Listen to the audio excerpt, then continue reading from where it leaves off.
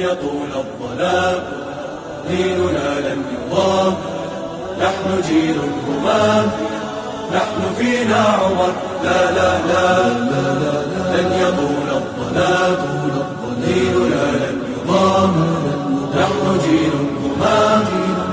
أعوذ بالله من الشيطان الرجيم.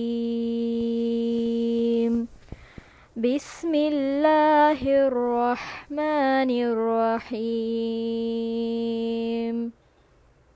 الحمد لله رب العالمين الرحمن الرحيم مالك يوم الدين إياك نعبد وإياك نستعين اهدنا الصراط المستقيم صراط الذين أنعمت عليهم غير المغضوب عليهم ولا الضالين.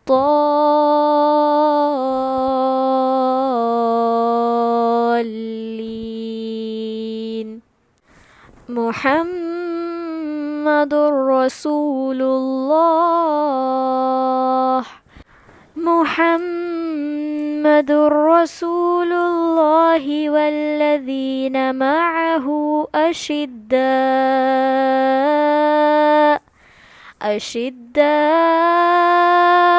على الكفار رحماء بينهم تراهم ركعا سجدا يبتغون فضلا من الله ورضوانا سيماهم في وجوههم من أثر السجود ذلك مثلهم في التوراة ومثلهم في الإنجيل كزرع أخرج شطأه فآزره فاستغلظ فاستوى على سوقه يعجب الزراع ليغيظ بهم الكفار. وعد الله الذين آمنوا وعملوا الصالحات منهم مغفرة وأجرا عظيما. اعوذ باللہ من الشیطان الرجیم. بسم اللہ الرحمن الرحیم. رب اشرح لی صدری ویسر لی امری واحلل عقدۃ من لسانی یفقہوا قولی. ربنا زدنا علما اللہم فقہنا فی الدین ربی یسر ولا تعسر وتمم بالخیر. اللہم صلی وسلم وبارک علی نبینا محمد صلی اللہ علیہ وسلم. لاسٹ کلاس میں ہم نے یہاں تک پڑھا تھا کہ حضرت عمر رضی اللہ تعالیٰ عنہ نے کس طرح ہجرت فرمائی، کس طرح 20 لوگوں کے ساتھ انہوں نے مکہ مکرمہ سے مدینہ طیبہ کی طرف ہجرت فرمائی، اور انہوں نے اعلانیہ ہجرت فرمائی. کوئی چھپ کر کے نہیں گئے کہ لوگوں کو پتہ نہ چلے، کیونکہ وہ ماشاءاللہ اتنے بہادر تھے اور اتنا ان کے اندر جرأت تھی کہ وہ علل اعلان اپنی ہجرت کا اعلان کرتے ہوئے مدینہ طیبہ کی طرف نکلے، اور ان کے ساتھ مزید 20 لوگ بھی تھے. حضرت ابن عباس رضی اللہ تعالیٰ عنہ فرماتے ہیں کہ مجھے حضرت علی رضی اللہ تعالیٰ عنہ نے بتایا کہ سیدنا عمر بن خطاب رضی اللہ تعالیٰ عنہ وہ شخص ہیں جنہوں نے اعلانیہ ہجرت فرمائی، جبکہ باقی تمام مہاجرین نے خفیہ ہجرت فرمائی. تو یہ ان کی جرأت کی ایک مثال ہے کہ انہوں نے اپنی ہجرت کو کسی سے پوشیدہ نہیں رکھا. سیدنا عمر رضی اللہ تعالیٰ عنہ جب مدینہ طیبہ پہنچ گئے تو اس کے کچھ عرصے کے بعد ہی آپ صلی اللہ علیہ وسلم تشریف لائے مدینہ منورہ حضرت ابو بکر رضی اللہ تعالیٰ عنہ کے ساتھ، اور وہاں پر حضرت عمر رضی اللہ تعالیٰ عنہ آپ صلی اللہ علیہ وسلم سے ملے، اور اس کے بعد آپ کا جس کو کہتے ہیں داہنا ہاتھ بن کر رہنا اس طرح رہے، ایک سچے وزیر کی حیثیت سے، ایک سچے دوست کی حیثیت سے، اور ایک ایسے انسان کی حیثیت سے آپ صلی اللہ علیہ وسلم کی معاونت اور مدد کی جس کے دل میں آپ صلی اللہ علیہ وسلم کی محبت سے زیادہ کسی اور کی محبت نہیں تھی۔ عمر رضی اللہ تعالیٰ عنہ کا جو تھا بھائی چارہ آپ صلی اللہ علیہ وسلم نے سعدہ رضی اللہ تعالیٰ عنہ کے ساتھ، اویم بن سعدہ کے ساتھ کروا دیا تھا۔ جیسا کہ ہم نے سیرہ میں پڑھا تھا کہ جب مہاجرین مدینہ منورہ پہنچے تھے تو آپ صلی اللہ علیہ وسلم نے وہاں کے انصار کے ساتھ ان کے ساتھ مواخات کا رشتہ قائم کیا تھا۔ تو مواخات کا مطلب کیا ہے کہ بھائی چارہ، یعنی کہ ایک مہاجر کو کسی دوسرے انصاری کے ساتھ اس کا بھائی بنا کر اس کا بھائی بنا دیا کہ وہ پھر اس کا پوری طرح خیال رکھے، اس کی کیئر کرے، اور ان کے درمیان اس رشتے کو مواخات کا رشتہ کہا جاتا تھا۔ تو لہٰذا مختلف آراء ہیں، کچھ کا کہنا ہے کہ عمر رضی اللہ تعالیٰ عنہ کا اویم بن سعدہ رضی اللہ تعالیٰ عنہ کے ساتھ بھائی چارہ کرایا گیا تھا یا مواخات کرائی گئی تھی، کچھ کا کہنا ہے کہ معاذ بن افرا کے ساتھ قائم کیا گیا تھا۔ بہرحال اس طرح سے حضرت عمر رضی اللہ تعالیٰ عنہ نے اپنی مدنی زندگی کا آغاز کیا، اور اب ہم دیکھیں گے انشاءاللہ کہ کس طرح انہوں نے قرآن کریم کے ساتھ اس دوران میں اپنے تعلق کو مضبوط کیا، کس طرح انہوں نے رسول اکرم صلی اللہ علیہ وسلم کے ساتھ سے مصاحبت سے فائدہ اٹھایا، اور پھر ان کے فضائل اور مناقب کے بارے میں، اور کس طرح پھر سیدنا عمر رضی اللہ تعالیٰ عنہ ہمیں حضرت ابوبکر رضی اللہ تعالیٰ عنہ کی خلافت کے دوران نظر آتے ہیں، ان کے کیا کارنامے تھے، اور انہوں نے کس طرح سے نہ صرف یہ کہ دین کا بلکہ اس دور میں جہاں جہاں بھی ان کی ضرورت تھی اپنے آپ کو مدد کے لیے پیش کیا، اور اپنے آپ کو ہمیشہ مسلمانوں کا ایک سچا غمخوار ثابت کیا۔ تو سب سے پہلے ہم دیکھیں گے انشاءاللہ کہ قرآنی عقائد کی حضرت عمر رضی اللہ تعالیٰ عنہ کی زندگی پر کیا اثر آفرینی تھی، کیا اثر تھا۔ تو سیدنا عمر اور دیگر صحابہ کرام رضی اللہ تعالیٰ عنہ کی جس تربیتی نہج پر نشو و نما ہوئی تھی وہ رب العالمین کی طرف سے نازل شدہ اللہ کی کتاب قرآن کریم تھی۔ یہی وہ واحد سچ چشمہ تھا جہاں سے ہدایت کی روشنی لی جا سکتی تھی۔ نبی کریم صلی اللہ علیہ وسلم کی تمام صحابہ کو یہی تلقین تھی کہ وہ صرف اللہ تعالیٰ کی کتاب کی طرف رجوع کریں اور قرآن ہی کو زندگی کا منہج قرار دیں۔ یہی وہ مرکزی خیال ہونا چاہیے کہ جس کے تابع رہ کر معاشرے کے افراد اور گروہ تربیت حاصل کریں۔ تو وہ آیات جو سیدنا عمر رضی اللہ تعالیٰ عنہ نے نبی صلی اللہ علیہ وسلم کی زبان اطہر سے بلا واسطہ سنی، یعنی ڈائریکٹ سنی، ان کا ان کی شخصیت پر بہت گہرا اثر نظر آتا تھا۔ ان آیات نے ان کے دل کی طہارت، روح کی پاکیزگی اور کردار کی عظمت میں اہم رول اس طرح ادا کیا کہ ان کی کایا ہی پلٹ گئی۔ ان کی اقدار، احساسات، مقاصد، کردار اور علم و ہنر کا کوئی ثانی نہیں تھا۔ اس طرح سے انہوں نے اپنے آپ کو چینج کیا ان آیات کو سننے کے بعد۔ سیدنا عمر رضی اللہ تعالیٰ عنہ کی سیرت کا مطالعہ کرنے والا شخص واضح طور پر یہ محسوس کر سکتا ہے کہ اللہ تعالیٰ کے حضور پیش ہونے کا انہیں کتنی شدت سے احساس تھا، اور اللہ تعالیٰ کے عذاب سے وہ کس درجے خائف رہتے تھے۔ ہم مختلف واقعات میں انشاءاللہ تعالیٰ اس چیز کو دیکھیں گے، حتیٰ کہ ان کی موت کے وقت کے حال کو بھی، کہ اس میں کس قدر اللہ سبحانہ تعالیٰ کا خوف ان پر غالب تھا۔ وہ اپنے دور خلافت میں ایک دفعہ رات کو گشت پر نکلے، ایک گھر سے قرآن پڑھنے کی آواز سنی، وہیں ٹھہر گئے۔ کوئی شخص نماز پڑھ رہا تھا اور قرآن کریم کی تلاوت میں مصروف تھا، تو آپ رضی اللہ تعالیٰ عنہ وہیں جم کر کھڑے ہو گئے اور تلاوت قرآن سننے لگے۔ تو وہ شخص سورہ طور کی آیات تلاوت کر رہا تھا، اعوذ باللہ من الشیطان الرجیم، والطور وکتاب مسطور فی رق منشور والبیت المعمور والسقف المرفوع والبحر المسجور ان عذاب ربک لواقع۔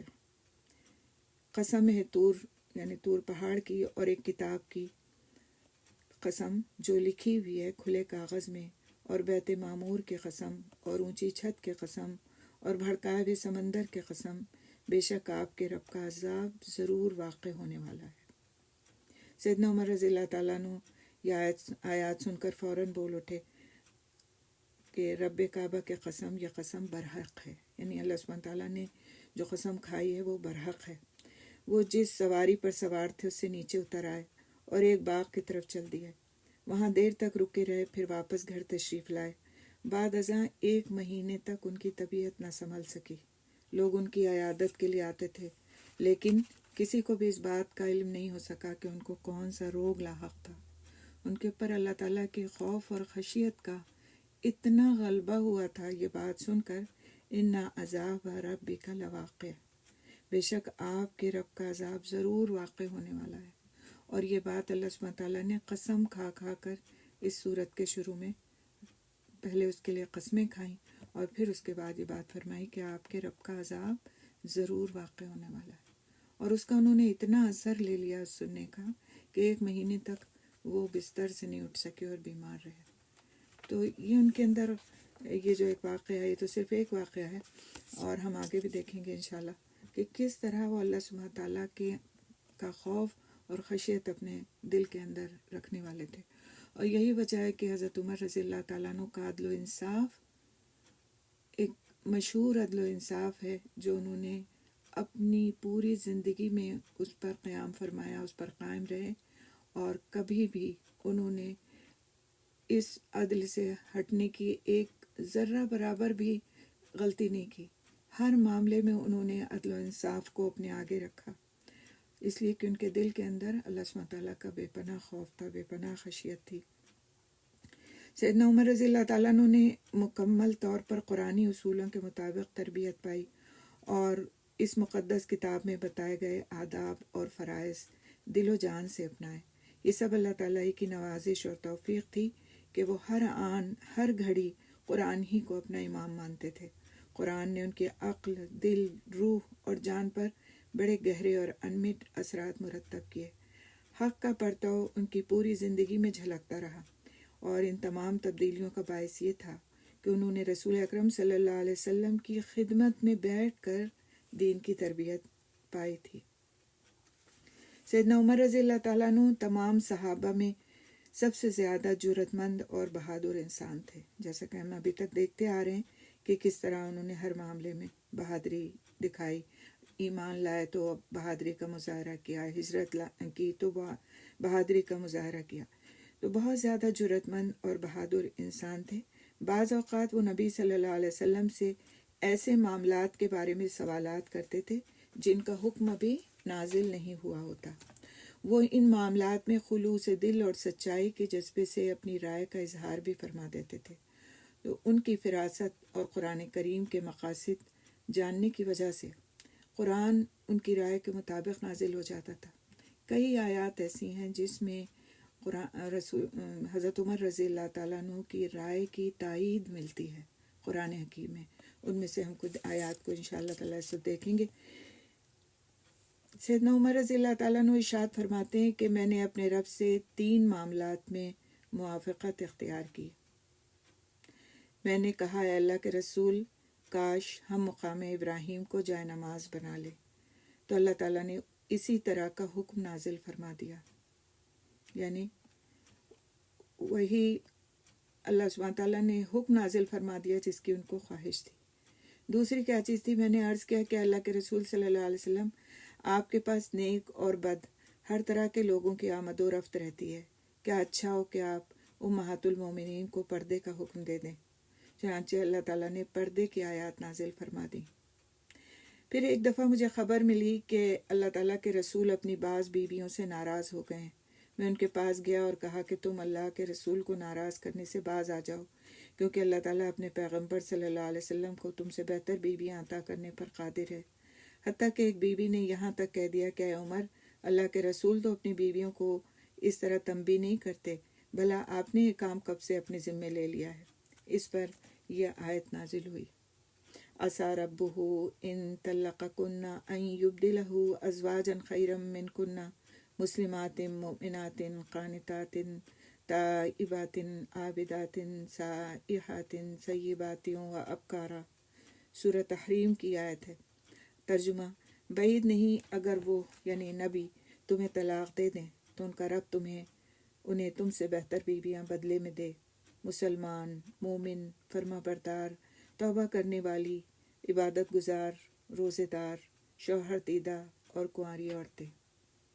یعنی حضرت عمر رضی اللہ تعالیٰ عنہ کے خیال کی بات کی تائید میں قرآن میں آیت نازل فرما دی اللہ سبحانہ تعالیٰ نے۔ اسی طرح منافقین کا جنازہ نہ پڑھنے میں بھی ان کی موافقت میں آیت نازل ہوئی۔ سیدنا عمر رضی اللہ تعالیٰ عنہ فرماتے ہیں جب عبداللہ بن ابی فوت ہوا تو رسول اکرم صلی اللہ علیہ وسلم کو جنازہ پڑھنے کے لیے بلایا گیا۔ آپ صلی اللہ علیہ وسلم تشریف لے آئے۔ جب آپ صلی اللہ علیہ وسلم جنازہ پڑھانے کے ارادے سے کھڑے ہوئے تو میں گھوم کر سامنے آ گیا اور عرض کیا کہ اللہ کے رسول، کیا آپ اللہ کے اس دشمن کی نماز جنازہ پڑھائیں گے جس نے فلاں فلاں دن اسلام اور آپ کے خلاف ایسے شرانگیز الفاظ کہے تھے؟ سیدنا عمر رضی اللہ تعالیٰ عنہ نے اس موقع پر بہت سے دنوں اور مواقع کا تذکرہ کیا اور رسول اکرم صلی اللہ علیہ وسلم کو عبداللہ بن ابی کا ماضی یاد دلایا، لیکن اللہ کے رسول صلی اللہ علیہ وسلم سیدنا عمر رضی اللہ تعالیٰ عنہ کی باتیں سن کر مسکراتے رہے۔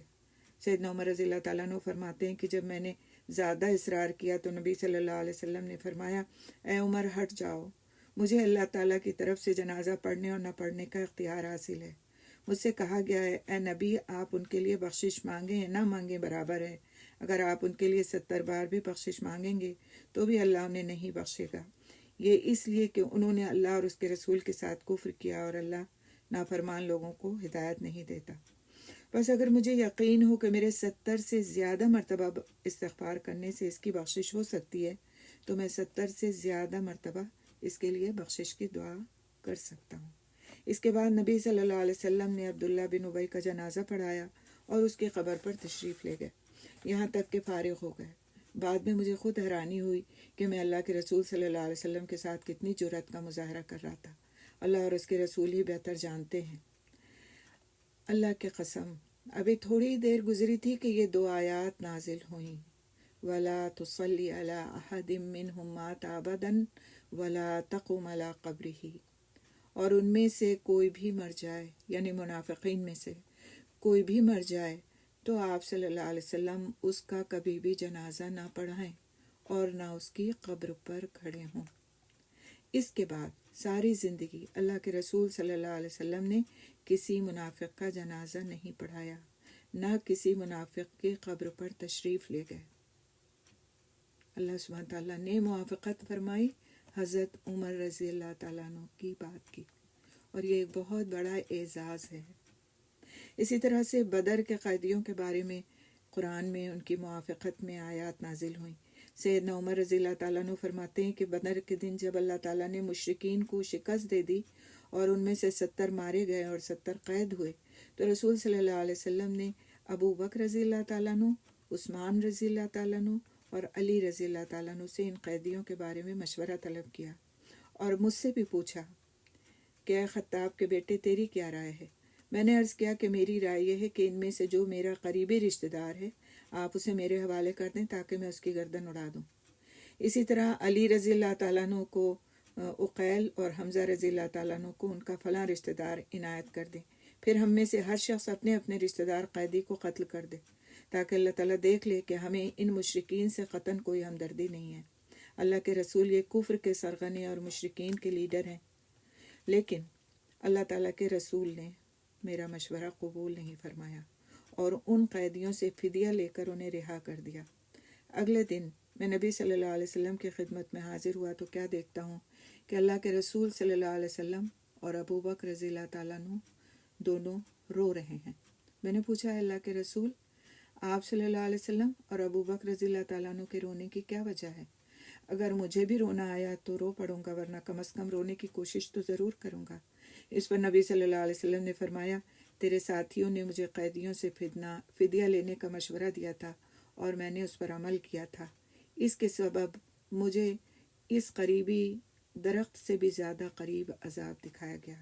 اور اللہ تعالیٰ نے یہ آیات نازل فرمائی کہ ما کان لنبی ان یکون لہ اسری حتی یسخن فی الارض تریدون عرض الدنیا واللہ یرید الآخرہ वल्लाहु अज़ीज़ुन हकीम लौला किताबुम मिनल्लाहि सबक़ लमस्सकुम फ़ीमा अख़ज़्तुम अज़ाबुन अज़ीम।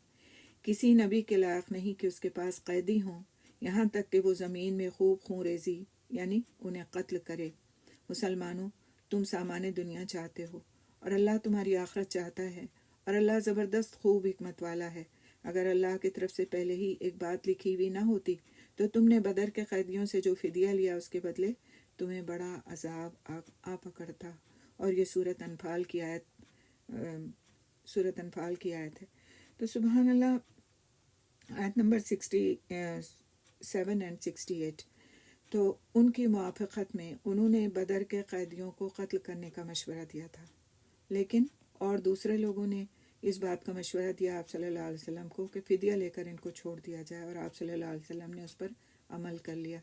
कुरान ने हज़रत उमर रज़ियल्लाहु तआला अन्हु की मुआफ़क़त में आयत नाजिल हुई।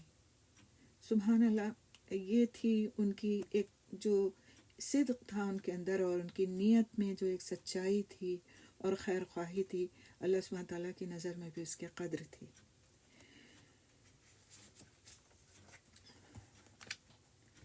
और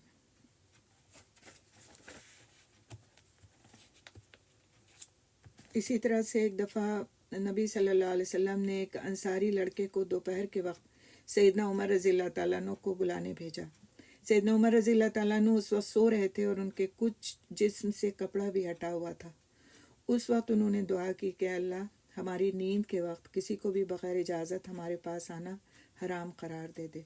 एक रवायत में कि उन्होंने अल्लाह के रसूल सल्लल्लाहु अलैहि वसल्लम से अर्ज़ किया कि अल्लाह के रसूल, मेरी ख्वाहिश है कि अल्लाह ताला इस्तिज़ान का हुक्म नाजिल फरमाएं। इस्तिज़ान का मतलब क्या था कि इजाज़त लेकर दाखिल होने का हुक्म फरमाएं।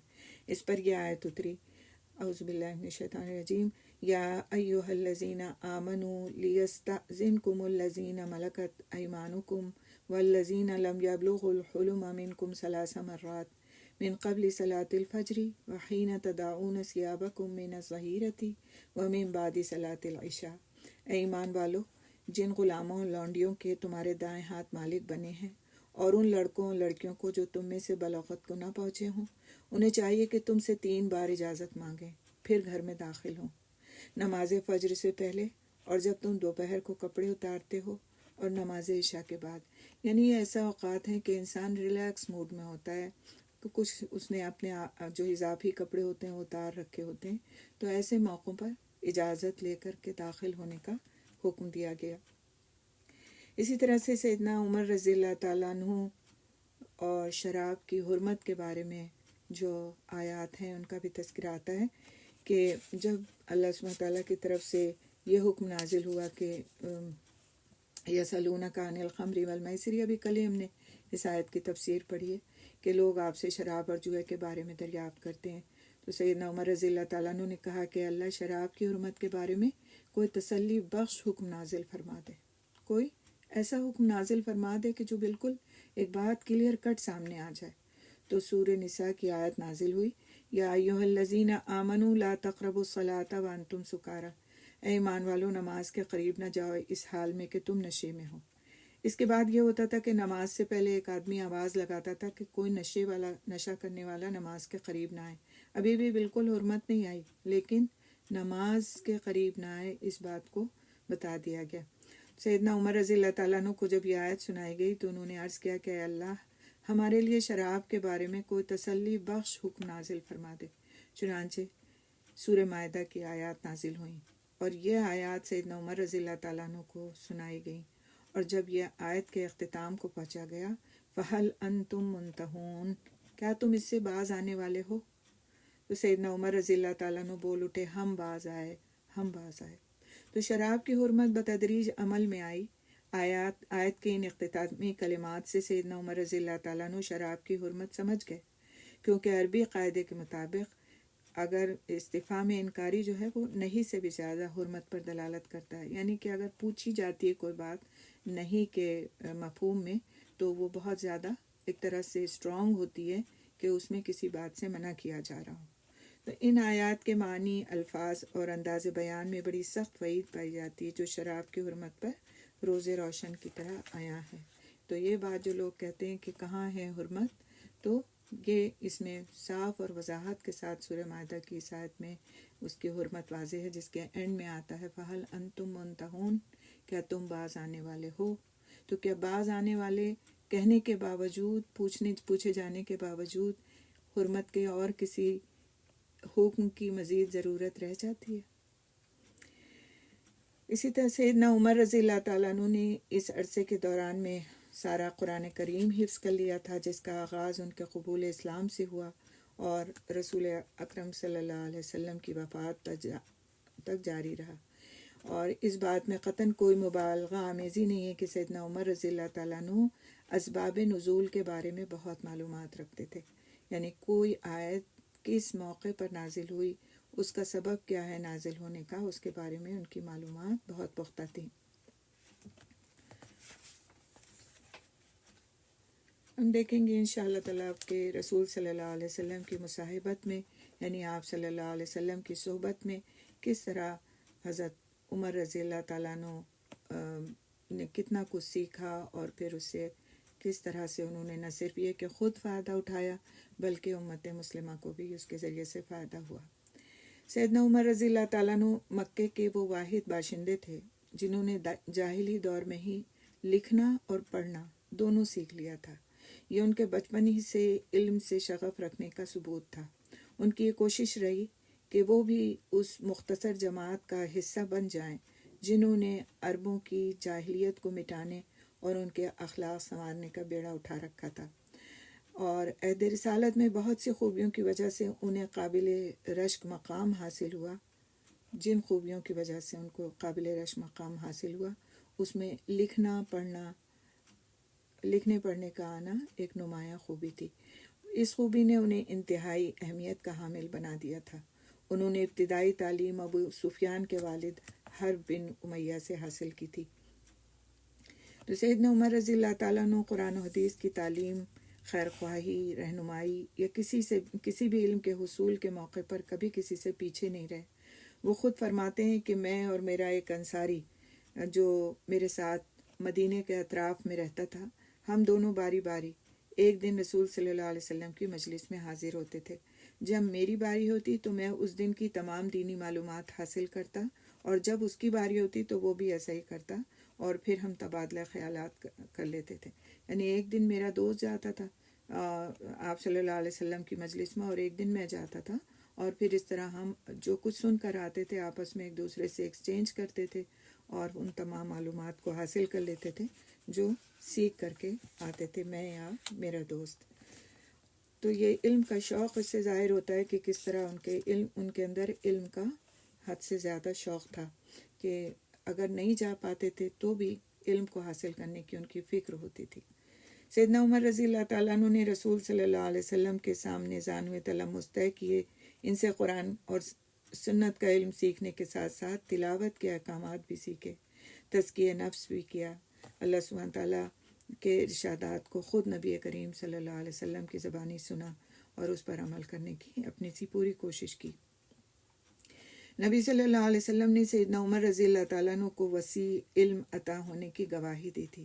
نبی صلی اللہ علیہ وسلم نے ارشاد فرمایا کہ میں ایک دفعہ سو رہا تھا کہ خواب میں میرے پاس دودھ کا ایک پیالہ لایا گیا۔ میں نے اس پیالے سے دودھ پیا حتیٰ کہ محسوس کیا کہ سیرابی میرے ناخنوں تک پہنچ گئی ہے، یعنی کہ میرے ناخنوں تک وہ دودھ کا اثر پہنچ گیا ہے۔ پھر میں نے باقی ماندہ دودھ عمر کو دے دیا۔ لوگوں نے آپ صلی اللہ علیہ وسلم سے سوال کیا کہ اللہ کے رسول، آپ صلی اللہ علیہ وسلم نے اپنے اس خواب کی کیا تعبیر فرمائی؟ تو نبی صلی اللہ علیہ وسلم نے فرمایا علم، یعنی آپ صلی اللہ علیہ وسلم نے علم کے بارے میں فرمایا کہ وہ دودھ جو تھا وہ گویا علم تھا جو آپ صلی اللہ علیہ وسلم کو ملا، اور پھر آپ صلی اللہ علیہ وسلم نے انہیں اس علم کو حضرت عمر رضی اللہ تعالیٰ عنہ کو عطا فرمایا۔ نبی صلی اللہ علیہ وسلم اور سیدنا عمر رضی اللہ تعالیٰ عنہ کے درمیان انتہائی محبت کا تعلق تھا۔ یہی وہ محبت ہے جس کے سبب استاد اور شاگرد کے درمیان ممتاز علمی مقام پیدا ہوتا ہے، جس سے بہتر علمی اور ثقافتی نتائج سامنے آتے ہیں، کیونکہ اس علمی مقام کو ایک نئی جہت عطا ہوتی ہے۔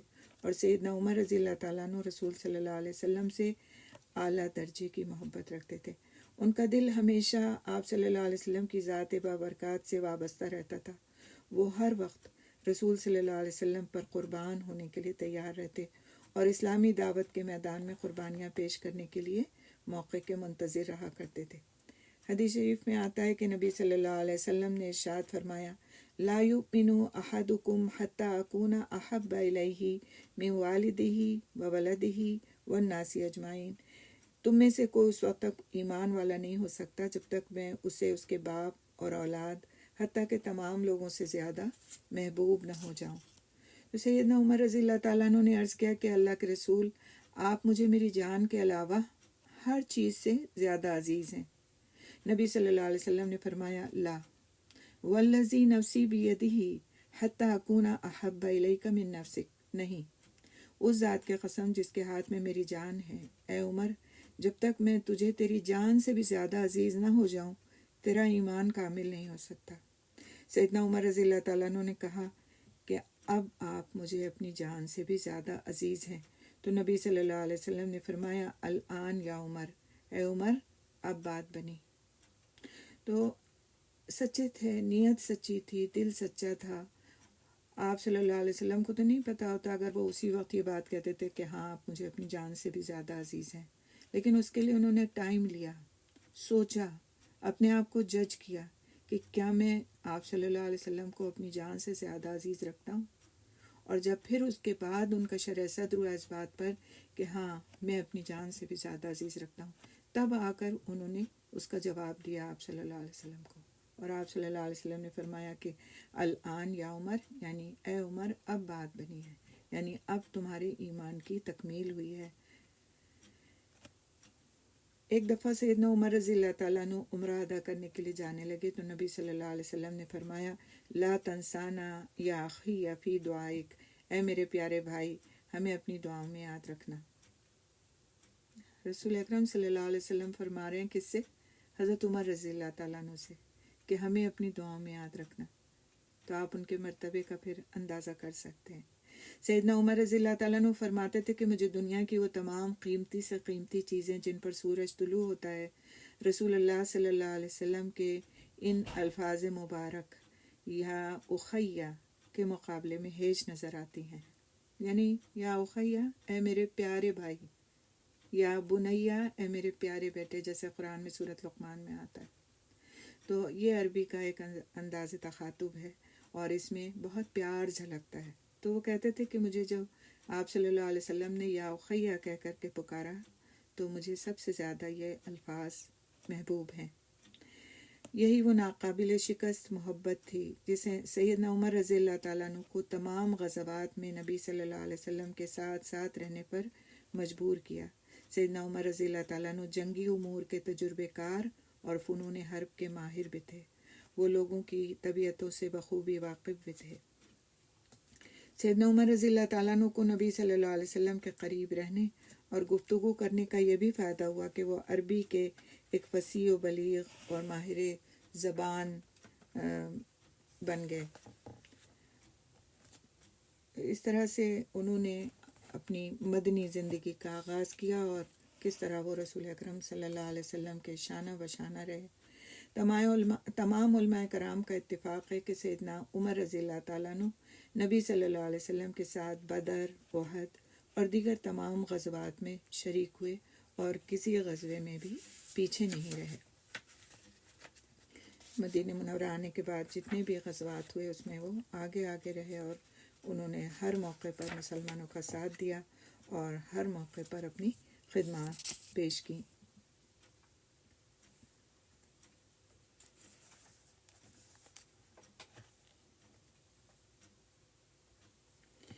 سیدنا عمر رضی اللہ تعالیٰ عنہ رسول اکرم صلی اللہ علیہ وسلم کے خدمت میں حاضر ہونے کا بہت زیادہ شوق رکھتے تھے. جب تک مجلس برخاست نہیں ہو جاتی تھی وہ مجلس سے ہرگز نہیں اٹھتے تھے. سیدنا عمر رضی اللہ تعالیٰ عنہ ان گنے چنے افراد میں سے تھے جنہوں نے نبی صلی اللہ علیہ وسلم کی مصاحبت اس وقت بھی نہ چھوڑی جب لوگ مدینے میں تجارتی قافلے کی آمد کے خبر سن کر آپ صلی اللہ علیہ وسلم کو خطبہ دیتے ہوئے ہی چھوڑ کر کے چلے گئے تھے، جیسا کہ سورہ حشر میں ہم کو آیات ملتی ہیں. سیدنا عمر رضی اللہ تعالیٰ عنہ نبی صلی اللہ علیہ وسلم کی مجلس میں بڑے ادب اور دھیان سے بیٹھتے تھے، مسائل کی وضاحت طلب فرماتے تھے اور ہر خاص اور عام معاملے کی اچھی طرح سے تحقیق کرتے تھے۔ انہوں نے نبی صلی اللہ علیہ وسلم سے 539 یعنی 539 احادیث روایت فرمائی ہیں۔ ایک روایت کے مطابق 537 یعنی 537 احادیث روایت فرمائی ہیں۔ ان میں سے 26 روایات پر امام بخاری اور امام مسلم دونوں کا اتفاق ہے، جبکہ بخاری میں 34 اور مسلم میں 21 روایات موجود ہیں اور بقیہ روایات دوسری کتب احادیث میں موجود ہیں۔ سیدنا عمر رضی اللہ تعالیٰ عنہ نے ایسی احادیث روایت کی ہیں جن کا تعلق ایمان، اسلام، احسان، قضاء و قدر جیسے اہم موضوعات سے ہے۔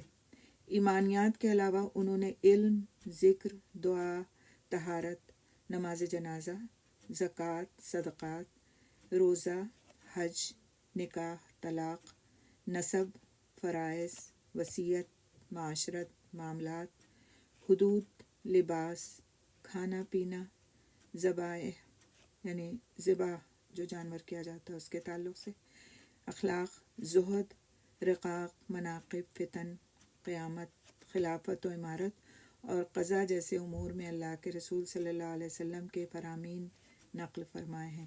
یعنی یہ تمام جو اوپر بتائے گئے موضوعات، ان تمام موضوعات کے متعلق ان سے احادیث مروی ہیں۔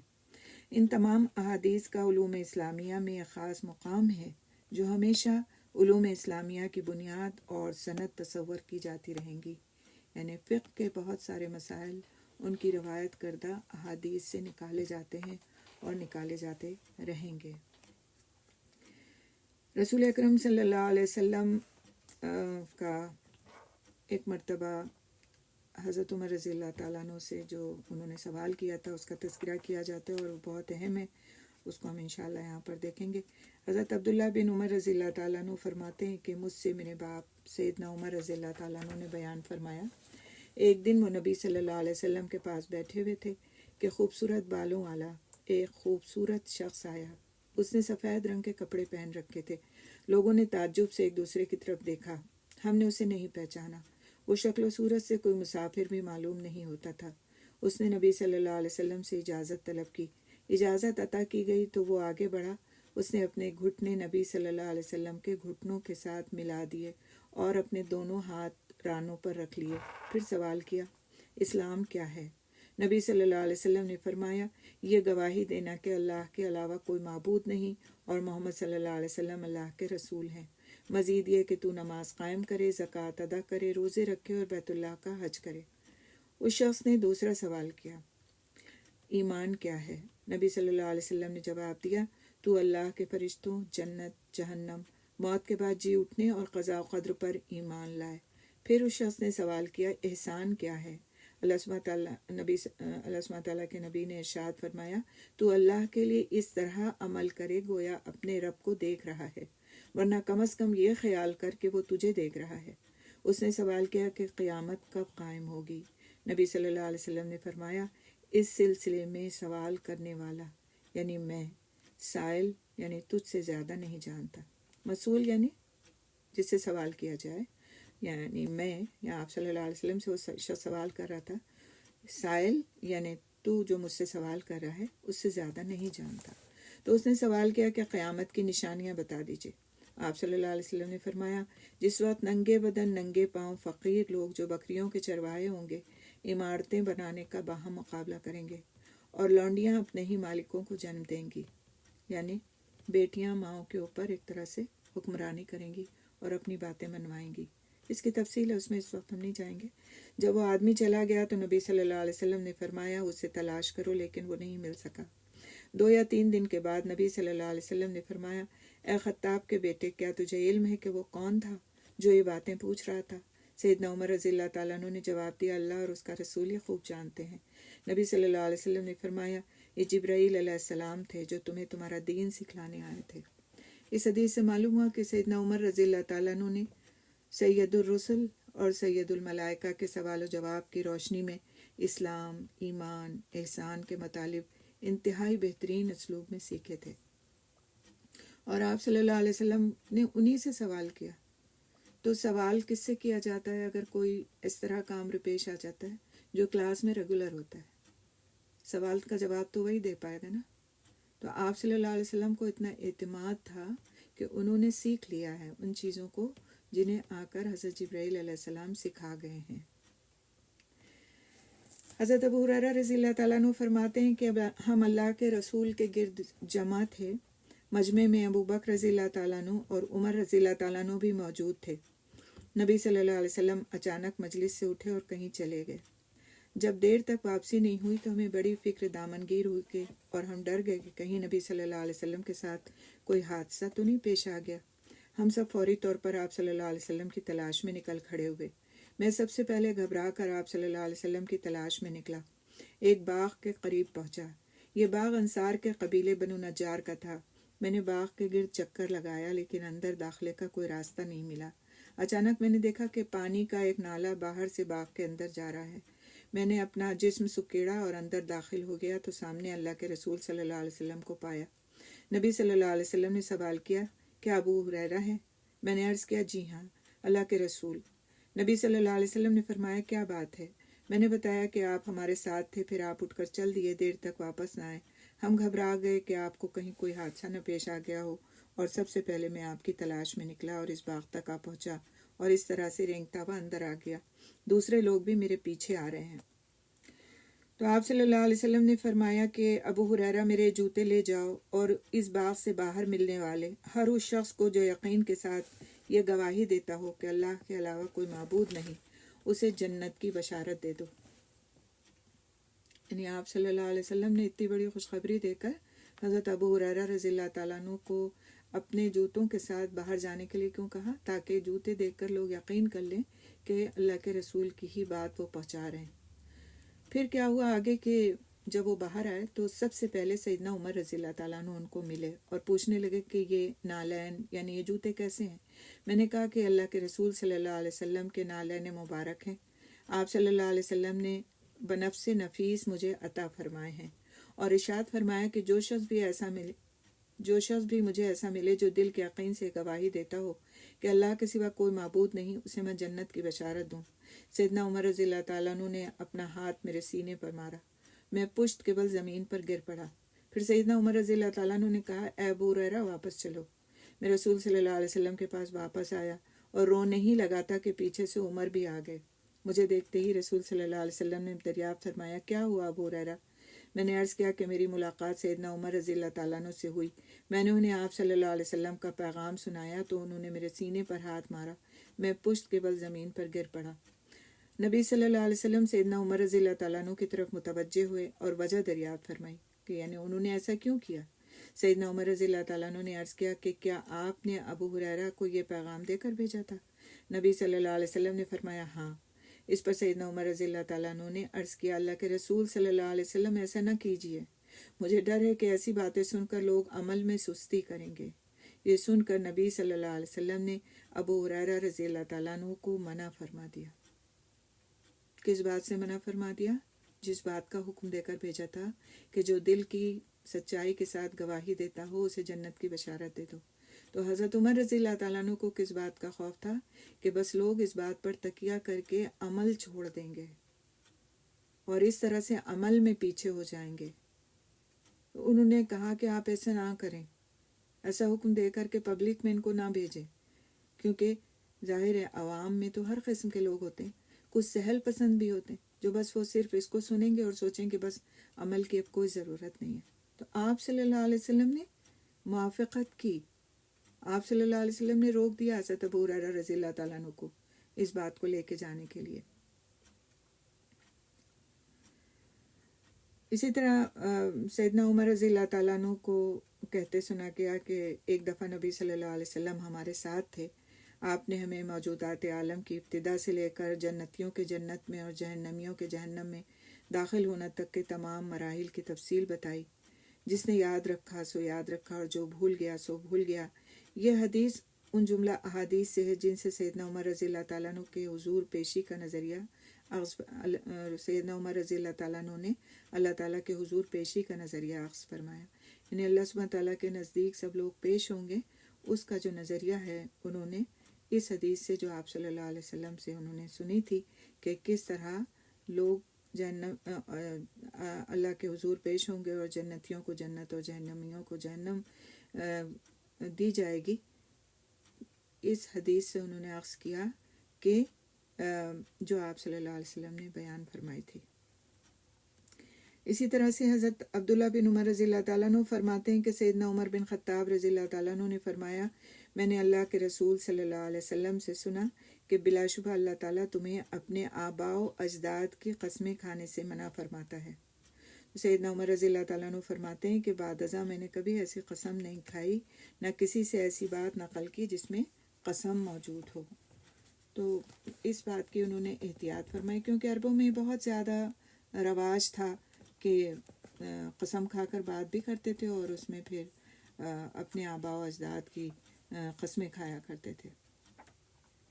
اس کے علاوہ بھی کچھ چیزیں ایسی آتی ہیں جو ان کے فضائل اور مناقب پر دلالت کرتی ہیں کہ کس درجے میں اللہ کے رسول صلی اللہ علیہ وسلم بھی ان کو اہمیت دیا کرتے تھے، اور کس طرح سے آپ صلی اللہ علیہ وسلم ان کی بات کو یہ نہیں کہ بس رد کر دیتے ہوں، بلکہ سامنے رکھ کر اور پھر اس کے بعد بعض اوقات اگر خود کوئی فیصلہ فرماتے تو بھی ان کی رائے کو اہمیت دیتے۔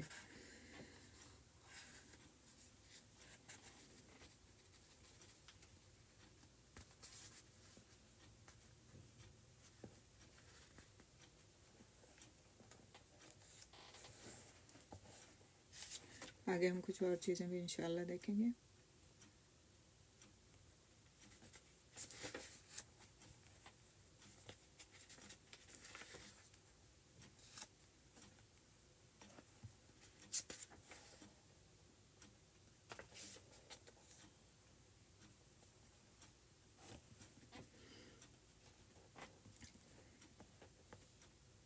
حضرت عبداللہ بن مسعود رضی اللہ تعالیٰ عنہ کی خوشخبری کے بارے میں سیدنا عمر رضی اللہ تعالیٰ عنہ بیان فرماتے ہیں کہ ایک دفعہ میں نے ابو بکر رضی اللہ تعالیٰ عنہ کے گھر میں رسول صلی اللہ علیہ وسلم سے مسلمانوں کے چند معاملات کے بارے میں دیر تک گفتگو کی، پھر ہم وہاں سے باہر نکل آئے۔ کیا دیکھتے ہیں کہ ایک آدمی مسجد میں نماز ادا کرنے میں مصروف ہے۔ نبی صلی اللہ علیہ وسلم وہاں رک گئے، اس کی تلاوت سننے لگے۔ قریب تھا کہ ہم اسے پہچان لیتے کہ اچانک نبی صلی اللہ علیہ وسلم نے فرمایا، جو آدمی قرآن کریم کو اسی طرح تر و تازہ پڑھنا چاہتا ہو جس طرح نازل ہوا، تو وہ ابن ام عبد کا لہجہ اختیار کرے۔ سیدنا عمر رضی اللہ تعالیٰ عنہ فرماتے ہیں پھر وہ آدمی بیٹھ کر دعا میں مصروف ہو گیا۔ نبی صلی اللہ علیہ وسلم نے فرمایا، مانگ تجھے دیا جائے گا، مانگ تجھے دیا جائے گا۔ سیدنا عمر رضی اللہ تعالیٰ عنہ نے کہا کہ میں نے اپنے دل میں سوچا، اللہ کی قسم میں صبح اسے یہ خوشخبری ضرور سناؤں گا۔ جب صبح میں اس کے پاس پہنچا تو میں نے دیکھا کہ ابو بکر رضی اللہ تعالیٰ عنہ مجھ سے پہلے وہاں موجود تھے۔ اللہ کی قسم میں نے جب بھی کسی نیکی میں آگے بڑھنے کی کوشش کی، ابو بکر رضی اللہ تعالیٰ عنہ کو ہمیشہ اپنے سے آگے پایا۔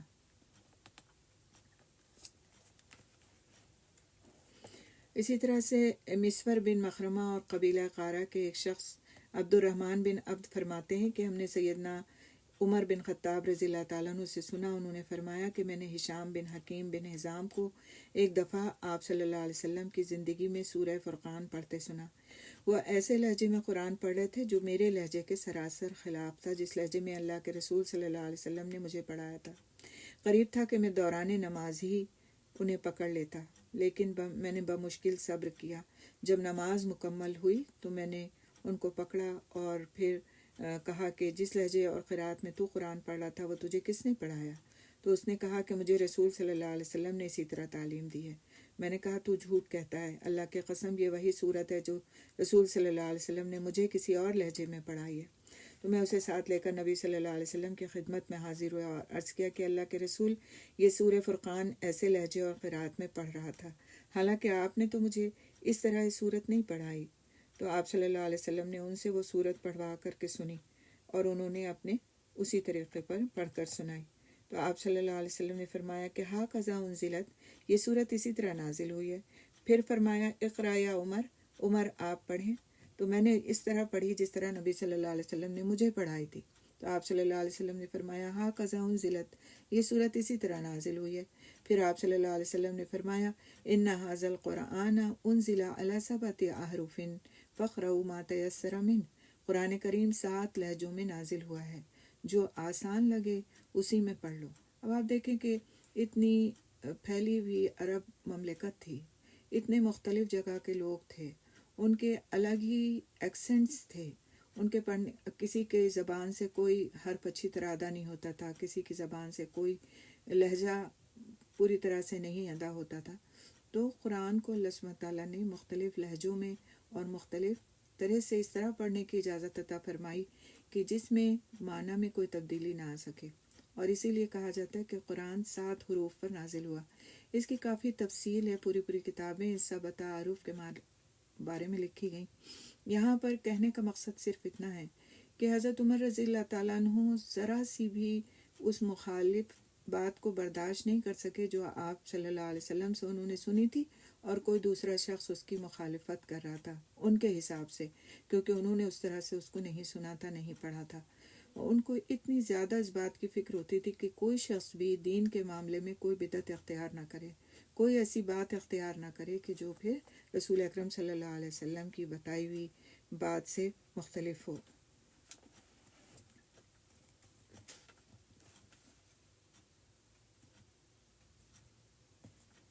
اسی طرح رسول اکرم صلی اللہ علیہ وسلم نے حضرت عمر رضی اللہ تعالیٰ عنہ کے لیے جس طرح دعا فرمائی تھی ان کے ایمان لانے کے لیے، اسی طرح ایک دفعہ حضرت عمر رضی اللہ تعالیٰ عنہ کے بدن پر قمیص، یا ایک روایت میں آتا ہے کوئی لباس دیکھا تو فرمایا کہ تیرا یہ لباس نیا ہے یا دھویا ہوا ہے، یعنی پرانا ہے۔ سیدنا عمر رضی اللہ تعالیٰ عنہ نے فرمایا کہ تو دھویا ہوا ہے یعنی پرانا ہے، تو نبی صلی اللہ علیہ وسلم نے فرمایا تو نیا کپڑا پہنے، عزت کی زندگی گزارے اور تجھے شہادت کی موت نصیب ہو۔ ان کتنی خوبصورت دعا آپ صلی اللہ علیہ وسلم نے ان کو عطا فرمائی، اور ان کو یہ دعا دی، اور اللہ سبحانہ تعالیٰ نے ان کے حق میں ساری دعائیں قبول فرمائیں۔ حضرت عبداللہ بن عمر رضی اللہ تعالیٰ عنہ فرماتے ہیں کہ میں نے سیدنا عمر بن خطاب رضی اللہ تعالیٰ عنہ سے سنا کہ نبی صلی اللہ علیہ وسلم نے ایک دفعہ مجھے مال عطا فرمایا۔ میں نے عرض کیا اللہ کے رسول، مجھ سے زیادہ جو محتاج ہو اسے عطا کر دیجیے۔ نبی صلی اللہ علیہ وسلم نے فرمایا یہ مال لے لو، اسی طرح جو مال خود بخود بغیر لالچ اور سوال کے حاصل ہو اس کا انکار نہ کرو، اور ایسی صورت نہ ہو تو اس کے پیچھے نہ پڑو، یعنی لالچ اور سوال سے حاصل کردہ مال کے پیچھے نہ پڑو، لیکن اگر کوئی مال تم کو اس کے بغیر حاصل ہوتا ہے تو تم اسے لے سکتے ہو۔ حضرت جابر بن عبداللہ رضی اللہ تعالیٰ عنہ فرماتے ہیں کہ میرا باپ فوت ہو گیا اور اس پر ایک یہودی کا 30 وسق کھجور کا قرضہ تھا۔ جابر رضی اللہ تعالیٰ عنہ فرماتے ہیں کہ میں نے مہلت مانگی تو اس نے انکار کر دیا۔ میں نے نبی صلی اللہ علیہ وسلم کی خدمت میں حاضر ہو کر کہا کہ آپ میری کوئی سفارش فرما دیں۔ نبی صلی اللہ علیہ وسلم نے یہودی سے گفتگو فرمائی اور کہا کہ تم جابر کے باغ کا سارا پھل اس قرضے کے عوض لے لو، لیکن اس نے لینے سے انکار کر دیا۔ پھر نبی صلی اللہ علیہ وسلم آئے اور کھجور کے باغ کا چکر لگایا اور پھر فرمایا اے جابر اب کھجور اتارو اور اس کا قرضہ ادا کرو۔ نبی صلی اللہ علیہ وسلم کے تشریف لے جانے کے بعد میں نے کھجوریں اتاری تو 30 وسق قرض ادا کرنے کے بعد بھی 17 وسق کھجوریں بچ گئیں۔ حضرت جابر رضی اللہ تعالیٰ عنہ نبی صلی اللہ علیہ وسلم کو خبر دینے آئے۔ آپ صلی اللہ علیہ وسلم عصر کی نماز ادا فرما رہے تھے۔ فارغ ہوئے تو جابر رضی اللہ تعالیٰ عنہ نے خبر دی۔ نبی صلی اللہ علیہ وسلم نے فرمایا کس سے؟ حضرت عمر رضی اللہ تعالیٰ عنہ سے، اخبر بذالک ابن الخطاب، جاؤ ابن خطاب کو بھی اس کی خبر کر دو۔ حضرت عمر رضی اللہ تعالیٰ عنہ سے نہیں فرمایا بلکہ کسی اپنے صحابی سے فرمایا کہ جاؤ ابن خطاب کو بھی اس کی خبر کر دو۔ تو جابر رضی اللہ تعالیٰ عنہ فرماتے ہیں کہ میں سیدنا عمر رضی اللہ تعالیٰ عنہ کے پاس آیا اور انہیں بھی اس برکت کا قصہ سنایا۔ سیدنا عمر رضی اللہ تعالیٰ عنہ نے کہا کہ لقد علمت حین مشى فیہا رسول اللہ لیبارکن فیہا، جب اللہ کے رسول نے تیرے باغ کا چکر لگایا تھا مجھے علم ہو گیا تھا کہ اس باغ میں ضرور برکت ہوگی۔ تو اس پورے واقعے کا لب لباب کیا ہے کہ حضرت عمر رضی اللہ تعالیٰ عنہ کو اس بات کا یقین تھا کہ جہاں آپ صلی اللہ علیہ وسلم چکر لگائیں گے، آپ کے قدم مبارک پڑیں گے، جس چیز میں آپ کا ہاتھ لگ جائے گا اس میں برکت اللہ سبحانہ تعالیٰ عطا فرما دیں گے۔ تو یہ ان کا اللہ پر توکل اور آپ صلی اللہ علیہ وسلم کو عطا کی گئی برکتوں پر یقین تھا۔ سیدنا عمر رضی اللہ تعالیٰ عنہ فرماتے ہیں کہ جب حفصہ، ان کی جو بیٹی تھیں حضرت حفصہ رضی اللہ تعالیٰ عنہ، ان کے خاوند مدینے میں انتقال کر گئے تو میں عثمان بن عفان رضی اللہ تعالیٰ عنہ کے پاس آیا اور انہیں حفصہ سے نکاح کرنے کا کہا۔ بہت سبق ہے اس واقعے میں، غور سے سنیے۔ خود گئے، بیٹی کے باپ تھے، خود گئے، بیٹی بیوہ ہو گئی تھی، اور جا کر حضرت عثمان رضی اللہ تعالیٰ عنہ سے ان سے نکاح کرنے کے لیے کہا۔ عثمان رضی اللہ تعالیٰ عنہ نے سوچنے کا وقت مانگا۔ چند دنوں کے بعد دوبارہ عثمان رضی اللہ تعالیٰ عنہ سے میری ملاقات ہوئی تو انہوں نے معذرت کر لی اور کہا کہ میں ان دنوں نکاح کا خواہش مند نہیں۔ پھر میں ابو بکر رضی اللہ تعالیٰ عنہ سے ملا اور کہا کہ اگر آپ چاہیں تو میں حفصہ کا نکاح آپ سے کر دوں۔ وہ خاموش رہے۔ مجھے عثمان رضی اللہ تعالیٰ عنہ سے زیادہ ابو بکر رضی اللہ تعالیٰ عنہ پر رنج ہوا۔ چند دنوں کے بعد رسول اکرم صلی اللہ علیہ وسلم نے حفصہ رضی اللہ تعالیٰ عنہ سے نکاح کا پیغام بھیجا تو سیدنا عمر رضی اللہ تعالیٰ عنہ نے حفصہ رضی اللہ تعالیٰ عنہ کا نکاح آپ صلی اللہ علیہ وسلم سے کر دیا۔ پھر ابو بکر رضی اللہ تعالیٰ عنہ سے ملاقات ہوئی تو انہوں نے سیدنا عمر رضی اللہ تعالیٰ عنہ سے کہا، عمر، جس دن میں نے حفصہ کے بارے میں تمہیں کوئی جواب نہیں دیا تھا شاید تمہیں مجھ پر رنج ہوا ہوگا۔ سیدنا عمر رضی اللہ تعالیٰ عنہ نے کہا، بے شک۔ ابو بکر رضی اللہ تعالیٰ عنہ نے فرمایا، عمر، ایسی بات اس لیے تھی کہ مجھ سے رسول صلی اللہ علیہ وسلم نے اپنے لیے حفصہ کے بارے میں بات کی تھی۔ میں رسول صلی اللہ علیہ وسلم کا راز افشا نہیں کرنا چاہتا تھا۔ اگر آپ صلی اللہ علیہ وسلم انکار فرما دیتے تو میں ضرور حفصہ سے نکاح کر لیتا۔ تو اس واقعے کے بتانے کا ایک مقصد یہ ہے کہ ان کے آپس کے تعلقات کتنے خوبصورت تھے، ان میں کتنی ٹرانسپیرنسی تھی کہ اگر کوئی بات جس طرح سے وہ نہیں کرنا چاہتے تھے اس کی ریزننگ دیتے تھے کہ یہ بات ہم کیوں نہیں کرنا چاہتے تھے، اور دوسرے یہ کہ اپنے رسول کے کسی راز کو وہ افشا کرنا اپنے لیے مناسب نہیں سمجھتے تھے۔ ورنہ کیا تھا، حضرت ابو بکر رضی اللہ تعالیٰ عنہ ایک ریزن پیش کر دیتے کہ آپ صلی اللہ علیہ وسلم نے مجھ سے ایسی ایسی بات کہی ہے، اس لیے میں آپ کو منع کر رہا ہوں، لیکن نہیں کہا، انہوں نے خاموشی اختیار کی۔ تو رازوں کا امین ہونا بھی بہت بڑی نعمت کی بات ہے کہ کوئی کسی کے سپرد کوئی راز کرے تو پھر وہ اس کو پوری امانت کے ساتھ اپنے پاس رکھے، کہتا نہ پھرے۔ حضرت عبداللہ بن عباس رضی اللہ تعالیٰ عنہ فرماتے ہیں کہ میری کوشش تھی کہ میں سیدنا عمر رضی اللہ تعالیٰ عنہ کی زبانی ان 2 ازواج مطہرات کا قصہ سنوں جن کے بارے میں اللہ سبحانہ تعالیٰ نے ارشاد فرمایا تھا، ان تتوبا الی اللہ فقد صغت قلوبکما، اگر تم دونوں اللہ کی طرف سے توبہ کرو تو تمہارے لیے بہتر ہے، پس یقیناً تمہارے دل حق سے ہٹ گئے ہیں۔ تو یہ واقعہ سورہ تحریم میں آتا ہے پورا کہ کس طرح سے 2 ازواج مطہرات تھیں، ان کی آپس میں کچھ بات چیت ہوئی تھی اور اس کی پردے داری نہیں ہو پائی تھی۔ بہرحال تو ایک پورا تفصیل قصہ ہے، اور اس کے بارے میں وہ چاہتے تھے کہ عبداللہ بن عباس رضی اللہ تعالیٰ عنہ حضرت عمر رضی اللہ تعالیٰ عنہ کی زبانی اس قصے کو سننا چاہتے تھے۔ تو ہم دیکھتے ہیں کہ وہ کیا واقعہ تھا اور کس طرح سے پھر وہ سننا کیوں چاہتے تھے اور اس کے بارے میں اس کی کیا اہمیت ہے۔ فرماتے ہیں چنانچہ حج کا موسم آ گیا، میں نے سیدنا عمر رضی اللہ تعالیٰ عنہ کے ساتھ حج کیا۔ راستے میں ایک جگہ سیدنا عمر رضی اللہ تعالیٰ عنہ قضائے حاجت کے لیے مڑ گئے، میں بھی ہاتھ میں پانی کا برتن لیے مڑ گیا۔ وہ قضائے حاجت سے فراغت کے بعد آئے تو میں نے ان کے ہاتھوں پر پانی ڈالا، انہوں نے وضو کیا۔ میں نے عرض کیا، امیر المومنین، ازواج مطہرات میں وہ کون سی 2 خواتین تھیں جن کے بارے میں اللہ سبحانہ تعالیٰ نے یہ ارشاد فرمایا؟ تو سیدنا عمر رضی اللہ تعالیٰ عنہ نے فرمایا، تعجب کی بات ہے ابن عباس۔ علامہ زہری فرماتے ہیں کہ سیدنا عمر رضی اللہ تعالیٰ عنہ نے کچھ ناگواری کا اظہار فرمایا، لیکن ان سے کوئی سوال کیا نہ کچھ چھپایا، اور فرمایا حضرت حفصہ اور حضرت عائشہ رضی اللہ تعالیٰ عنہ تھیں۔ پھر سیدنا عمر رضی اللہ تعالیٰ عنہ نے سارا واقعہ کہہ سنایا۔ فرمایا، ہم قریش اپنی عورتوں پر رعب اور غلبہ رکھتے تھے، جب مدینے آئے تو دیکھا کہ عورتیں مردوں پر حاوی ہیں، ہماری عورتیں بھی یہی رنگ پکڑنے لگیں۔ میرا گھرانہ بنو امیہ بن زید کے محلے میں کے پاس تھا۔ میں ایک دن اپنی بیوی سے ناراض ہو گیا تو اس نے مجھ سے تکرار کی۔ میں نے اس سے وجہ پوچھی تو اس نے کہا کہ اللہ کی قسم، نبی کی بیویاں بھی ایسا ہی کرتی ہیں، حتیٰ کہ سارا دن قطع کلامی کیے رہتی ہیں۔ میں فوراً حفصہ کے پاس پہنچا اور پوچھا، کیا تو اللہ کے رسول سے تکرار اور بحث کرتی ہے؟ یعنی ان کی بیٹی تھی، جا کے ان سے پوچھا۔ اس نے کہا ہاں۔ میں نے پوچھا، کیا تم ان سے دن بھر قطع تعلق بھی کرتی ہو؟ حفصہ نے کہا ہاں۔ تو میں نے کہا، تم میں سے جو بھی اس طرح کرے وہ ناکام ہوئی اور گھاٹے میں رہی۔ کیا تمہیں احساس نہیں کہ رسول صلی اللہ علیہ وسلم کی ناراضی کے سبب اللہ تعالیٰ تم پر ناراض ہو سکتا ہے؟ آئندہ رسول صلی اللہ علیہ وسلم سے بحث و تکرار اور قطع تعلقی نہ کرنا، نہ ان سے کچھ طلب کرنا۔ اگر کوئی ضرورت ہو تو مجھ سے مانگ لینا۔ تمہیں اس بات کا احساس ہونا چاہیے کہ تمہاری سوکن تم سے زیادہ خوبصورت ہے اور اللہ تعالیٰ کے رسول کو زیادہ محبوب ہے، یعنی حضرت عائشہ رضی اللہ تعالیٰ عنہ۔ سیدنا عمر رضی اللہ تعالیٰ عنہ فرماتے ہیں، میرا ایک انصاری پڑوسی تھا، ہم باری باری رسول صلی اللہ علیہ وسلم کی مجلس میں حاضر ہوتے تھے۔ ایک دن وہ جاتا، ایک دن میں جاتا اور وحی کا علم حاصل کرتے اور ایک دوسرے کو بتاتے۔ ہم ان دونوں شاہ غسان کے بارے میں باتیں کرتے تھے کہ وہ ہم سے جنگ کی تیاری کر رہا ہے۔ ایک دن میرے انصاری بھائی کی باری تھی، اس نے واپسی پر شام کے وقت میرا دروازہ کھٹکھٹایا اور مجھے آواز دی۔ میں باہر نکلا تو اس نے کہا کہ بہت بڑا حادثہ پیش آ گیا ہے۔ میں نے پوچھا کیا غسان نے حملہ کر دیا ہے؟ تو اس نے کہا نہیں، بلکہ اس سے بھی بڑا حادثہ پیش آ گیا ہے، رسول صلی اللہ علیہ وسلم نے اپنی بیویوں کو طلاق دے دی ہے۔ میں نے کہا حفصہ ناکام اور گھاٹے میں رہی، مجھے یہی ڈر تھا۔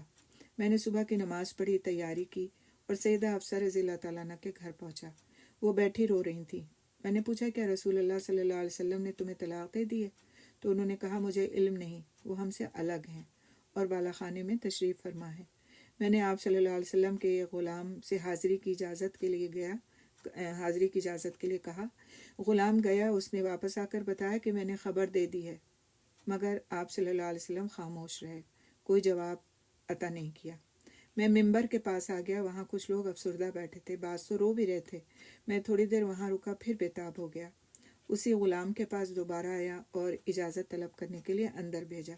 وہ پھر واپس آیا تو بتایا کہ اللہ کے رسول صلی اللہ علیہ وسلم خاموش ہیں، کوئی جواب مرحمت نہیں فرمایا۔ تو میں جلدی سے پلٹا۔ اچانک غلام کی آواز آئی کہ آپ اندر جا سکتے ہیں۔ میں نے پوچھا کیا اجازت مل گئی ہے؟ اس نے کہا ہاں۔ میں اندر داخل ہوا، سلام عرض کیا۔ نبی صلی اللہ علیہ وسلم ایک باریک بنی ہوئی چٹائی پر ٹیک لگا کر تشریف فرما تھے اور چٹائی کے نشان نبی صلی اللہ علیہ وسلم کے جسم مبارک پر صاف نظر آ رہے تھے۔ میں نے عرض کیا کہ آپ نے اپنی بیویوں کو طلاق دے دی ہے؟ آپ صلی اللہ علیہ وسلم نے سر اٹھایا اور فرمایا نہیں۔ میں نے اللہ اکبر کہا اور عرض کیا کہ اللہ کے رسول، ہم قریشی لوگ عورتوں پر غالب رہتے تھے، اب ہم مدینے میں ایسے لوگوں کے پاس آئے ہیں جن پر عورتوں کا غلبہ ہے، ہماری عورتیں بھی ان سے یہی کچھ سیکھ رہی ہیں۔ میں ایک دن اپنی بیوی سے ناراض ہوا تو وہ مجھ سے بحث و تکرار کرنے لگی، مجھے اچھا نہیں لگا۔ اس نے کہا کیا میری تکرار پسند نہیں؟ اللہ کے قسم ازواج مطہرات بھی نبی صلی اللہ علیہ وسلم سے تکرار کرتی ہیں اور بسا اوقات سارا دن قطع تعلقی بھی کر لیتی ہیں۔ میں نے کہا ایسا کرنے والی ناکام اور خسارے میں ہیں، کیا انہیں ڈر نہیں کہ رسول صلی اللہ علیہ وسلم کی ناراضی کے باعث ان سے اللہ تعالیٰ ناراض ہو جائے گا؟ ایسا ہوا تو وہ ہلاک ہو گئیں۔ نبی صلی اللہ علیہ وسلم یہ گفتگو سن کر مسکرائے۔ آپ پوری کنورسیشن دیکھیے اور پورا واقعہ، اور آپ دیکھیں کہ کس درجے میں نبی صلی اللہ علیہ وسلم کیٹر کرتے تھے اپنے صحابہ کرام کو، کس درجے میں ان سے بات کرتے تھے، ان کے ساتھ مشورہ کرتے تھے، ان کے سامنے واقعات اور حالات کو رکھتے تھے، کس درجے میں آپس میں ایک طرح کا بے تکلفانہ انداز اور رویہ تھا، انتہائی عزت اور تکریم کے باوجود۔ اور اسی طرح سے صحابہ کرام نے آپ صلی اللہ علیہ وسلم سے دین کے احکامات کو سیکھا۔ آگے ہم دیکھتے ہیں اس واقعے کو۔ نبی صلی اللہ علیہ وسلم یہ گفتگو سن کر مسکرائے۔ میں نے کہا اللہ کے رسول، میں حفصہ کے پاس گیا اور اسے بتایا کہ تجھے کسی غلط فہمی میں نہیں رہنا چاہیے، تیری سوکن تجھ سے زیادہ خوبصورت اور رسول صلی اللہ علیہ وسلم کو تجھ سے زیادہ محبوب ہے۔ نبی صلی اللہ علیہ وسلم پھر مسکرائے۔ میں نے رسول صلی اللہ علیہ وسلم سے اجازت طلب کی کہ کیا میں آپ صلی اللہ علیہ وسلم کا دل بہلانے کے لیے یہاں ٹھہر سکتا ہوں؟ نبی صلی اللہ علیہ وسلم نے فرمایا ہاں۔ میں وہاں بیٹھ گیا۔ میں نے سارے گھر میں نظر دوڑائی، مجھے سوائے چمڑے کے 3 ٹکڑوں کے کچھ نظر نہیں آیا۔ میں نے عرض کیا کہ اللہ کے رسول صلی اللہ علیہ وسلم، اللہ تعالیٰ سے دعا کیجیے کہ اللہ تعالیٰ آپ کی امت پر آسانیاں فرمائے۔ فارس اور روم والوں کو دیکھیے کس قدر آسودہ حال لوگ ہیں، حالانکہ وہ مشرک ہیں۔ یہ سن کر نبی صلی اللہ علیہ وسلم سیدھے ہو کر بیٹھ گئے، پھر فرمایا اے ابن خطاب، کیا تو کسی شک میں مبتلا ہے؟ یہ تو وہ لوگ ہیں جنہیں ان کی عمدہ چیزیں دنیا ہی میں دے دی گئی ہیں۔ میں نے عرض کیا اللہ کے رسول، میرے لیے مغفرت کی دعا فرمائیے۔ اصل بات یہ تھی کہ نبی صلی اللہ علیہ وسلم نے قسم اٹھائی تھی کہ وہ اپنی بیویوں کے پاس 1 مہینے تک نہیں جائیں گے۔ اس کی وجہ یہ تھی کہ رسول صلی اللہ علیہ وسلم کو ازواج مطہرات کی طرف سے کچھ رنج پہنچا تھا، یہاں تک کہ اللہ تعالیٰ نے انہیں تنبیہ فرمائی، اپنے نبی کو تنبیہ فرمائی۔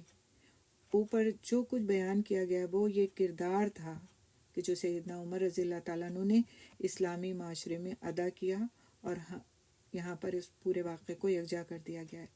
تو سیدنا عمر رضی اللہ تعالیٰ عنہ نے نبی صلی اللہ علیہ وسلم سے بہت ساری چیزیں حاصل کیں، بہت سا فضل و کمال حاصل کیا، دین اور علم کی گہرائی عیاں ہو کر اس سے سامنے نظر آتی ہے، اور ان کے جو فضائل اور مناقب ہیں ان کو پھر ہم انشاءاللہ تعالیٰ دیکھیں گے تو ہمیں مزید اندازہ ہوگا کہ اس طرح رسول صلی اللہ علیہ وسلم کی قربت کی وجہ سے، اس طرح کے واقعات اور حالات اور علم کا شوق رکھنے کی وجہ سے انہوں نے اپنے اس پورے عرصے میں جو رسول صلی اللہ علیہ وسلم کا مدنی دور کہلاتا ہے، کس درجے میں علم کو حاصل کیا اور کس درجے میں انہوں نے پھر امت کو اس سے فائدہ پہنچایا، اور نہ صرف امت کو فائدہ پہنچایا بلکہ اس دور کے بڑے بڑے علماء اور فقہا بھی ان سے سیکھنے کے لیے آتے تھے اور ان سے مسائل کو معلوم کرتے تھے، اور وہ پورے عدل کے ساتھ، پورے انصاف کے ساتھ ان باتوں کو، ان واقعات کو بیان فرماتے تھے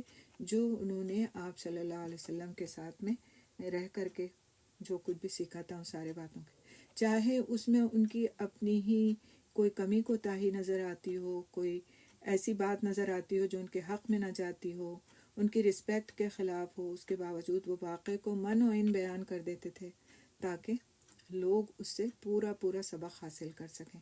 تو یہیں پر ہم رکتے ہیں، وقت ہمارا پورا ہو گیا، انشاءاللہ تعالی ہم مزید پھر نیکسٹ کلاس میں اس کے آگے دیکھیں گے۔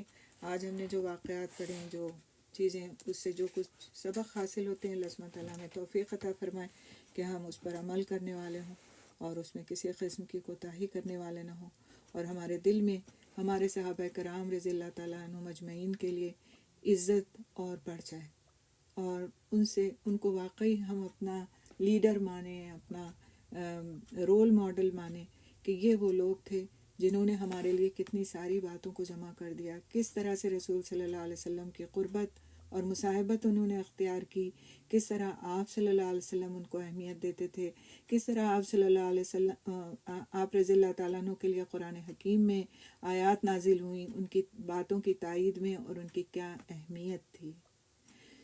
سبحان اللہ بحمدہ، سبحانک اللہم بحمدک، نشہد ان لا الہ الا انت، نستغفرک نتوب الیک۔ السلام علیکم ورحمۃ اللہ وبرکاتہ۔